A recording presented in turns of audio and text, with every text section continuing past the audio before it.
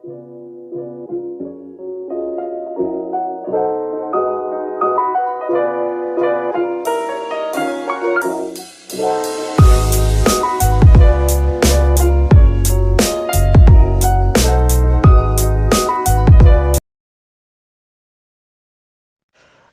dan Ibu guru yang cerdas, setelah kita mempelajari langkah yang pertama, yaitu bagaimana Anda mampu menjadi pribadi yang menarik dan menyenangkan, sehingga Anda diizinkan untuk menjadi bagian dari sejarah putra-putri terbaik Anda, menjadi sejarah anak didik Anda, maka saatnya saya berbagi langkah yang kedua dari mengajar gaya motivator.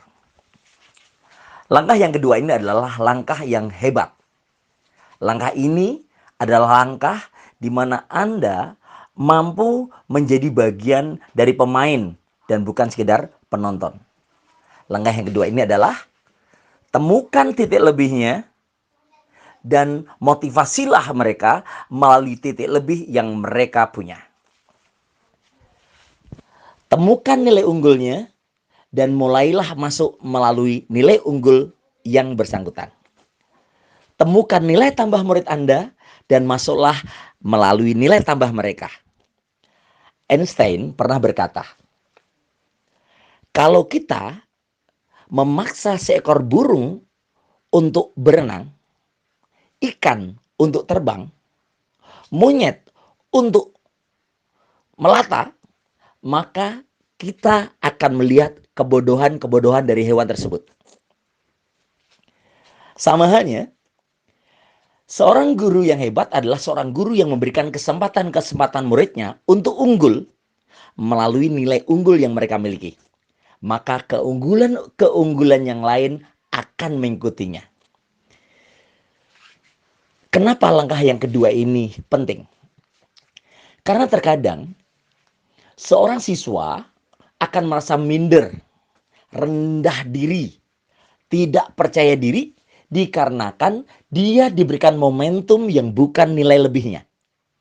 Dia diberikan momentum nilai kurangnya. Ada murid Anda yang punya kemampuan bahasa yang bagus, namun lemah di matematika.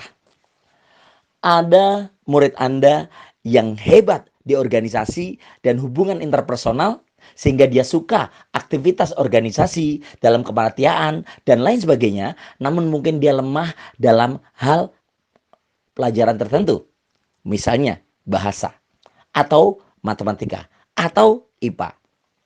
Nah, ketika Anda menyepakati hal ini, maka Anda akan diterima oleh murid Anda. Sebuah contoh sederhana. Seorang guru yang mengetahui bahwa salah satu muridnya punya kemampuan matematika yang bagus, maka guru ini akan bisa diterima ketika dia masuk melalui matematika. Sebuah contoh sederhana. Amir, kamu matematikamu keren. Kemampuanmu berhitung bagus. Suatu hari nanti kamu akan menjadi orang sukses. Karena biasanya orang pintar matematika, dia mampu melakukan kejujuran. Dia bisa teliti. Jadi kamu suatu hari nanti akan menjadi orang hebat melalui matematika ini. Namun, kamu juga harus belajar pelajaran-pelajaran yang lain. Karena melalui matematika ini, kamu akan mendapatkan kehebatanmu dan pelajaran lain akan menjadikanmu juga lebih cepat hebatnya. Itu contoh saja. Atau ketika kita menemukan seorang murid dan dia bisa nyanyinya bagus. Oke. Kemampuan vokalnya bagus. Maka tentu dia akan menjadi percaya diri ketika kita kasih kesempatan dia untuk tampil di depan menyanyikan sesuatu sebelum pembelajaran dimulai. Kita berikan dia panggung. Kita berikan dia momentum. Kemudian kita berikan apresiasi dia di hadapan teman-temannya dengan kata sebenarnya mungkin sederhana ini. Mira, contoh saja, anggap saja namanya Mira, suaramu bagus dan kamu punya kepercayaan diri yang keren. Kamu berani tampil di depan umum dan suatu hari nanti kamu akan menjadi orang hebat. Namun, kamu juga harus rajin belajar. Karena ketika kamu hebat dan berani tampil, serta pelajaran bagus, maka ini akan menghantarkanmu menjadi orang sukses. Keren, Mira.